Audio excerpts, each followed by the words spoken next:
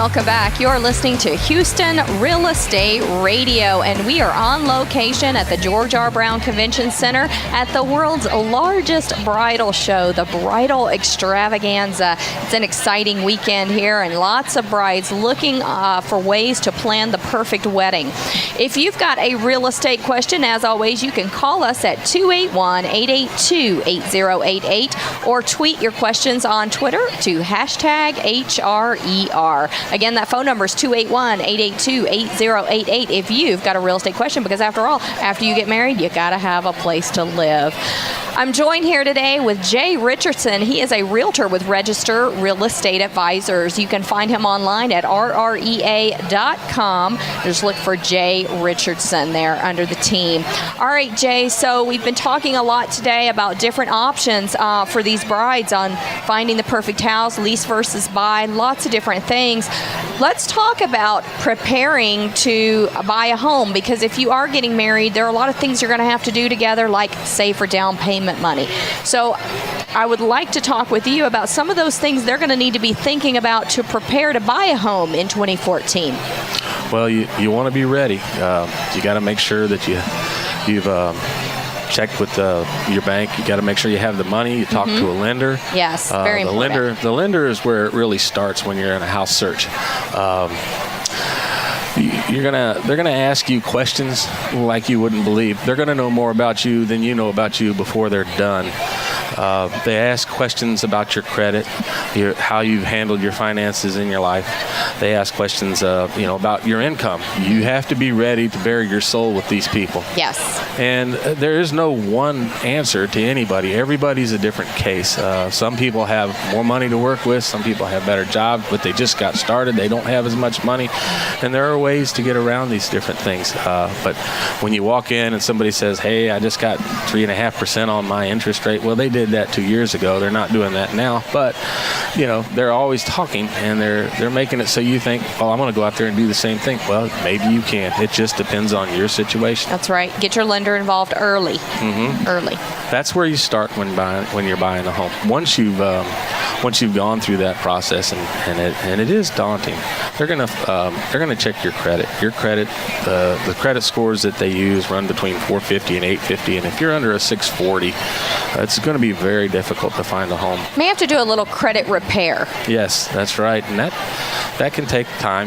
Maybe 6 months, maybe a year. It's not necessarily the end of the world. And I think it's important that you don't do that on your own. Go to your lender and see what needs to be done, because sometimes sometimes people think, well, I'll just get all these credit cards converted into one monthly bill, consolidate, and that will be better. Well, maybe that's not better. Talk to your lender first, because they may tell you not to do that. That's right. I've had people try to be proactive about things like that, and all they did was mess themselves up. It cost them a little more time. So talk to your lender about that. And with interest rates right now, they're still really good. You're looking at 4.5% on average. Once again, it depends on who you are and what you've done with your credit over time. But 4.5% is an awesome rate.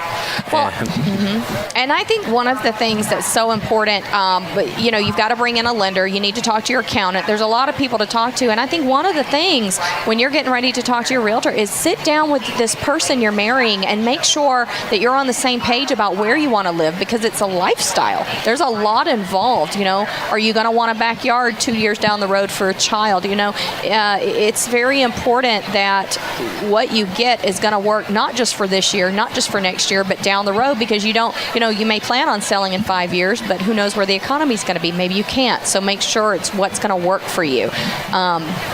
Location to job, I think, is important when you're planning that as well. Well, I think that. I also think, all in all, your lifestyle is very important. And if you're a young couple getting married, maybe you're not going to have kids for a little bit, and you want to live downtown closer to where things are going on.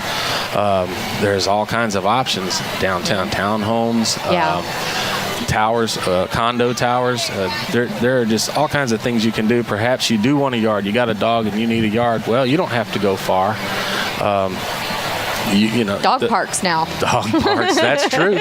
But there's inner city neighborhoods now that have been renovating. Right. And it's interesting to see what's going on. Old homes that were built back in the 40s are being flattened, and they're building these big mansions now all over the inner city area. A lot of fun. Another thing, too, is security. Looking at the security of the neighborhood. Are you going to be home by yourself a lot? Are you not? Are you ever going to be home? Those are things to think about when you're choosing the area of town you now want to build this new life together. That's right. Gated communities are out there. They monitor who comes in. Some of them are monitored by people. Some of them just you have a pass card or a garage door opener type device to get in. You also have these new technologies with home security. You see it all the time. This amazing what you can get to protect your home. You can turn off the water from somewhere else. That's just amazing. I love that. You can turn on your lights from your iPhone and get the pool going from your iPhone. Get the spa heated. I love that. Yeah. So let's talk about a couple of little things that they may need to be aware of. One is when you're getting married, a lot of women change their name. A lot don't, but a lot do. And if you're changing your name, that's something that is when you get to closing, that's going to be an issue. So I think women need to be aware of that if they're planning on closing right after they got married. Yep. You got to have ID proving who you are. So you need to make sure all that is done in advance of closing.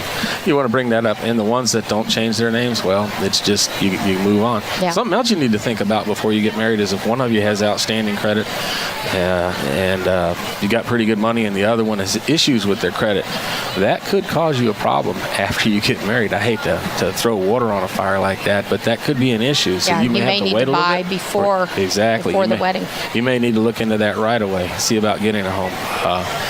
It just depends, once again, on who has the money. And I think that's important because a lot of people think, I qualify for, a $300,000 home, no problem. Me marrying someone shouldn't affect the fact that I qualify for this, no problem. But it does. Yeah, it's a problem because you're picking up their bad credit, their debts, and that counts against you. You can get a loan if your partner has credit issues, but whatever debts they have are going to count against your income. So it does significantly impact what you can qualify for. The interesting thing is that'll count against you, but their income won't balance it out in any way. Right. All you get is their debt and their bad credit. So you want to check that before you get married if you're thinking of buying right away. And I would encourage that. Once again, I'll go back to the interest rates. Who knows where the rates are going to be in another year or two? So you really want to look into it. Our market is hot right now. I think one of the things, too, with, it's hard enough when one person is buying a house working with a realtor. I can tell you there have been clients that I worked with one-on-one. They came in and drew me a picture of what they wanted. We went and looked at those houses, and by the time they bought a house, the house they bought looked nothing like what they originally said they wanted. So when you're married, you now have two people with two ideas of where they want to live, what the house should look like, what's important. So as a couple, you really need to think about and really talk about and discuss what it is you want in a home, what you have to have in that home, and then get with your realtor and communicate that because, there's two people who've got to now agree on that house. Yeah, I think people also look at houses, they go into it thinking they know what they want, and they go out there and they find out, like you said, that there's something else that they want, but they don't really know what's out there until they get out there and start looking. Right. So that's kind of the fun of real estate is when you get out there and you see all the different things that it is. And I can tell you, if you hadn't bought a house in a while, there's some really cool stuff in houses. You need to go look at some new construction if you're thinking about buying. All right, Jay Richardson, he is with Register Real Estate Advisors. You can find him on the rrea.com website. Lots of information there if you're looking at buying or selling a home. Here at Houston Real Estate Radio, we are on location at the George R. Brown for the Bridal Extravaganza this weekend. It's been a great show, lots of fun, lots of people stopping by and talking to us and have housing needs. So if you've got a housing need, you've heard from lots of realtors today, you can find them all at the rrea.com website. You're listening to Houston Real Estate Radio. You can send us your real estate questions if you have them. You can call them in at 281-882-8088. estate. You can also tweet them in using hashtag HRER or call at 281-882-8088. If you missed any of today's show and you want to catch it online, you can go to HoustonRealEstateRadio.com, where we put all the videos online so you can see those and find out more information.